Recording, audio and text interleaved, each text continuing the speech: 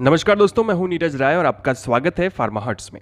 दोस्तों, आज की वीडियो में हम लोग बात करने वाले हैं सबक्यूटेनियस इंजेक्शन कैसे दिया जाता है। एक्चुअली आज की इस वीडियो में हम लोग केवल थ्योरी की बात करेंगे, प्रैक्टिकल कभी और देखेंगे।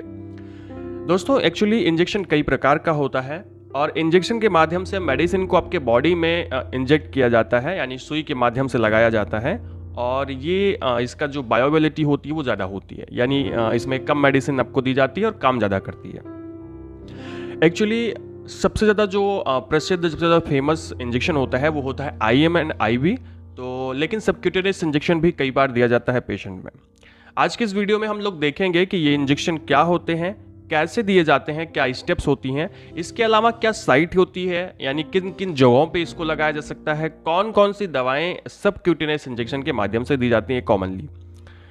तो चलिए वीडियो की शुरुआत करते हैं और बात करते हैं सबक्यूटेनियस इंजेक्शन के बारे में, और सबसे पहले कि ये होता क्या है।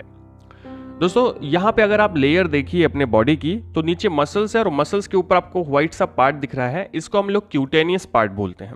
और यहीं पर जब इंजेक्शन लगाया जाता है तो उसे सबक्यूटेनियस इंजेक्शन कहते हैं। एक्चुअली ये यहाँ पे बहुत सारा फैट होता है, तो ये फैटी लेयर होती है जो व्हाइट कलर की होती है, और यहीं पर इंजेक्शन लगाने को हम लोग सबक्यूटेनियस इंजेक्शन बोलते हैं।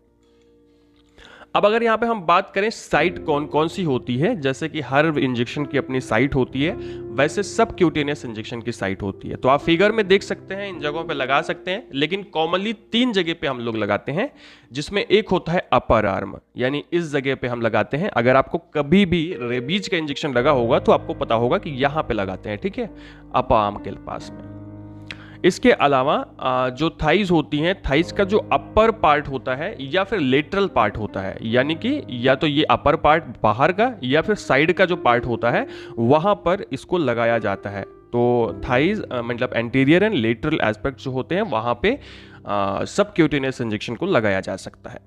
इसके अलावा एंटीरियर एब्डोमिनल वॉल पे लगाया जाता है, यानी कि पेट की जो दीवार है, यानी पेट का जो ऐसी स्किन है, उसमें ये लगाया जाता है, नाभि के आसपास, ठीक है, क्योंकि यहाँ पे जो क्यूटेनियस लेयर होती है उसमें फैट की मात्रा ज़्यादा होती है इन जगहों पे, तो ऐसी जगहों पे ही लगाया जाता है। दोस्तों, ये 3 कॉमन सी जगह है। इसके अलावा बैक पे लगाया जा सकता है एंड यहाँ पीठ पे लगाया जा सकता है, तो इन सब जगहों पे ये लगाया जा सकता है। तो कुल मिला के मेनली हम लोग 3 जगह पे प्रेफर करते हैं, और आप 3 जगह पे ही लगाएं तो सही रहेगा। नेक्स्ट आगे बढ़ते हैं और देखते हैं कौन कौन सी कॉमनली मेडिसिन दी जाती हैं। वैसे बहुत सारी दी जाती हैं, लेकिन कॉमनली कौन कौन सी यूज़ होती हैं उसकी अगर बात करें तो इंसुलिन, जिसको डायबिटीज़ होता है इस तरह से उसको इंसुलिन दिया जाता है, तो इंसुलिन दे सकते हैं। इसके अलावा एंटी रेबीज वैक्सीन आपको लगा होगा, हाथ में लगती है। इसके अलावा मीजल्स की जो वैक्सीन होती है, अक्सर जितनी भी वैक्सीन होती हैं वो सबक्यूटेशनली दी जाती हैं।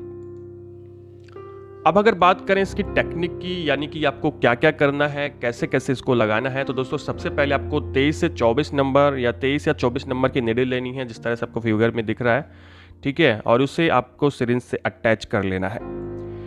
इसके अलावा आपको सबसे पहले ना, जहाँ पे इंजेक्शन आपको लगाना है, जिस साइट पर लगाना है, वहाँ पे आप स्प्रिट स्वैप से उसको क्लीन कर लें, क्लॉकवाइज एंटी क्लॉकवाइज, ठीक है। उसको मतलब अंदर से बाहर की तरफ आपको उसको साफ करना होता है इस स्प्रिट से लेके, जिससे जो गंदगी है वो बाहर निकल जाए, ठीक है।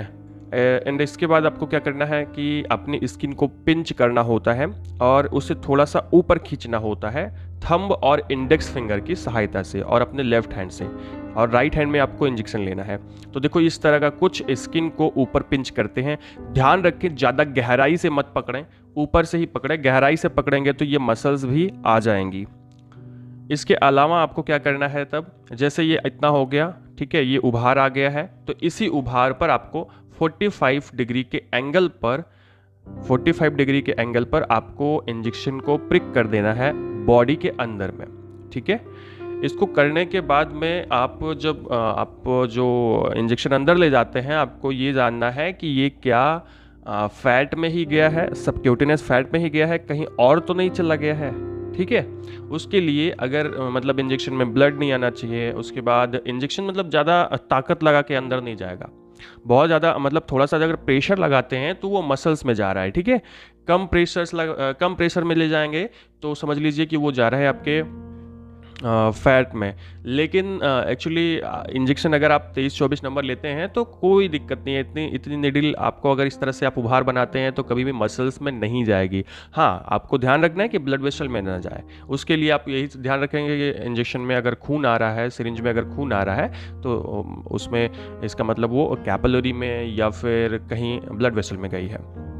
एक चीज़ और आपको ध्यान यहाँ पे रखना होता है कि जो निडल का वेवल होता है, यानी निडल का जो कटान होता है ना, उस कटान को आपको आउटवर्ड रखना है। जैसे मान लीजिए ये आपकी निडल है, तो ये निडल का इस तरह का तिरछा कटान होता है। तो अगर ये बॉडी पे लगा रहे हैं तो ये बाहर की तरफ होना चाहिए, ठीक है, क्योंकि बाहर की तरफ इसलिए जिससे आपकी जो मेडिसिन है वो दूसरी चीज़ों को डैमेज ना करे। हर प्रकार के इंजेक्शन में इसे बाहर की तरफ रखते हैं। अभी हम नेक्स्ट बढ़ें और आपको बताएं कि आगे क्या हमें करना है, तो ध्यान दीजिएगा। इतना करने के बाद आपको यहाँ पे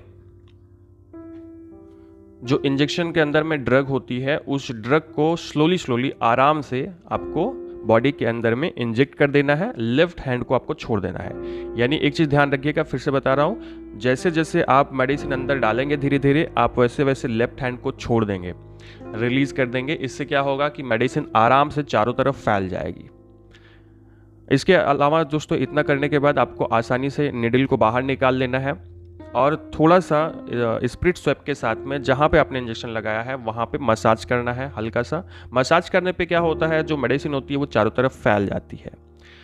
इसके बाद आपको उस कॉटन को, उस स्वैप को पेशेंट को पकड़े रहने के लिए कहना है करीब आधे मिनट तक। इससे क्या होगा कि जो कैपिलरी ब्लड आता है वो नहीं आएगा, और अगर ब्लड आता है, अगर आप पेशेंट से बोलिए अगर ब्लड आता है तो आपको बताएं, तो ध्यान रखें कि वैसा होने पर आपको फिर से स्वैप लगाना है। वैसा ऐसा होता नहीं है। तो कुल मिला के ये सारी चीज़ें करनी है। एक बार जल्दी से कर लेते हैं। क्या करना होता है, सबसे पहले आपको 23 से 24 नंबर की निडल लेनी होती है। इसके अलावा आपको स्प्रिट से जहाँ पे आपको लगाना है मेडिसिन, वहाँ पे इंजेक्शन लगाना है, वहाँ पे आपको साफ़ करना होता है। इसके अलावा आपको अगले स्टेप में करना होता है, थोड़ा सा स्किन को पिंच करना होता है, ऊपर की तरफ उभारना होता है और 45 डिग्री के एंगल पर आपको इंजेक्शन को इंजेक्ट करना होता है। फिर धीरे धीरे आप एक चीज़ ध्यान रखिएगा, जो वेवल होता है इंजेक्शन का वो बाहर की तरफ होना चाहिए। और फिर आपको लेफ्ट हैंड को रिलीज़ करते टाइम आपको इंजेक्शन को धीरे धीरे वहाँ से जो ड्रग होती है उसको बॉडी में इंजेक्ट कर देना है। फिर इंजेक्शन को बाहर निकाल लेना है और जहाँ पे आपने इंजेक्शन लगाया था वहाँ पे स्प्रिट स्वैप रख करके उसको थोड़ा सा मसाज करना है, पेशेंट को दे देना है। तो कुल मिला के ये तरीका होता है सबक्यूटेनियस इंजेक्शन लगाने का। दोस्तों यही स्टेप्स होते हैं। मैंने आपको थ्योरेटिकली बताया, कभी मैं आपको प्रैक्टिकली भी बता दूंगा जब मुझे मौका मिलेगा। अभी अगर बात करें रोटेशन ऑफ साइट की, तो यानी कि अगर आपको रोज़ रोज़ सबक्यूटेनियस इंजेक्शन लगाना पड़ रहा है तो आपको क्या करना होता है कि जैसे आपको जगह हमेशा बदलनी होती है, वही होता है रोटेशन ऑफ साइट। तो थोड़ी थोड़ी आपको जगह बदल बदल कर इंजेक्शन को लगाना होता है। जैसे इंसुलिन का इंजेक्शन होता है या फिर कोई भी इंजेक्शन अगर आप बार बार ले रहे हैं तो एक ही जगह पर नहीं लगाते हैं।